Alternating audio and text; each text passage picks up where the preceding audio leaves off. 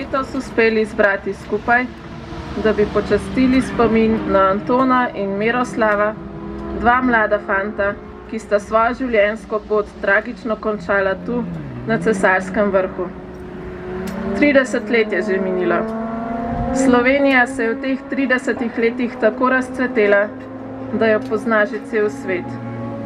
Že drugič predsedujemo Evropski uniji, hkrati pa nas na skoraj vseh mogočih športnih tekmovanjih poznajo kot močne nasprotnike, ki jih ne gre podcenjevati.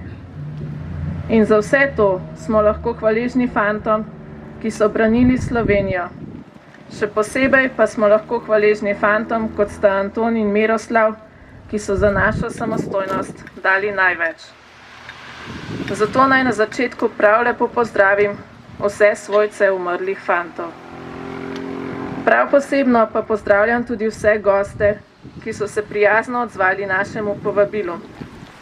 Še posebej predsednika Državnega sveta Republike Slovenije, gospoda Alojza Kovšca, ki nas je že drugič počastil svojo prisotnostjo na tej spominski slovesnosti.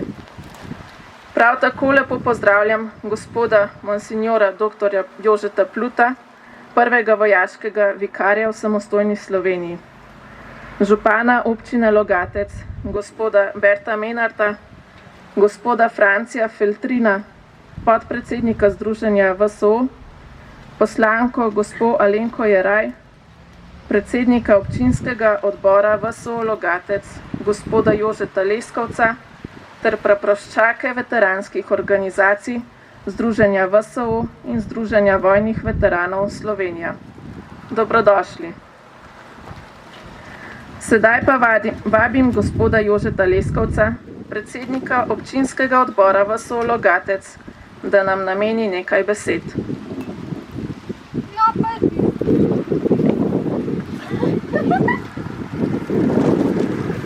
Bom zelo kratek. Spoštovani svojci umrlih v vojni za Slovenijo, dame in gospode, ki ste se danes zbrali na tem kraju spomina.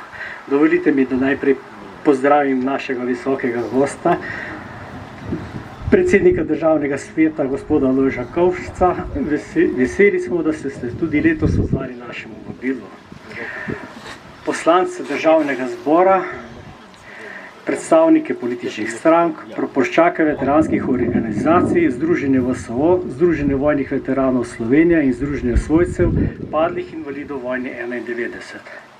Med nami lepo pozdravljam monsignorja dr. Jožeta Pluta, dolnjologaškega župnika gospoda Janeza Kompare. Lepo pozdravljeni.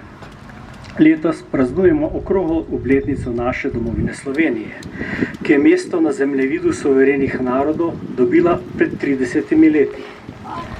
Naša domovina, ki se je rojevala v sanjah tisočerih več ali manj znanih prednikov, je dobila mesto v svetu, ki ji pripada. Mnogo krvi in solza je bilo zanjo prelitih. Tudi pri zadnjem dejanju pred 30 leti ni bilo nič drugače. Tukaj na tem kraju je v cvetu mladosti prenehalo biti dvoje slovenskih src fantov, ki nista oklevala klicu domovine po obrambi. V spomin na Antona Žaklja in Miroslava Molk se tako že 8 leto zapored dobivamo na tem kraju. Spomin na dve mladi življenji, tukaj naj bo tudi tolažba svojcem in dokaz, da prelita kri ni bila za manj. Ni pa dovolj le vsakoletno srečanje tukaj. Tudi v vmesnem času lahko skrbimo, da mati domovina žari v vsem svojem sijaju.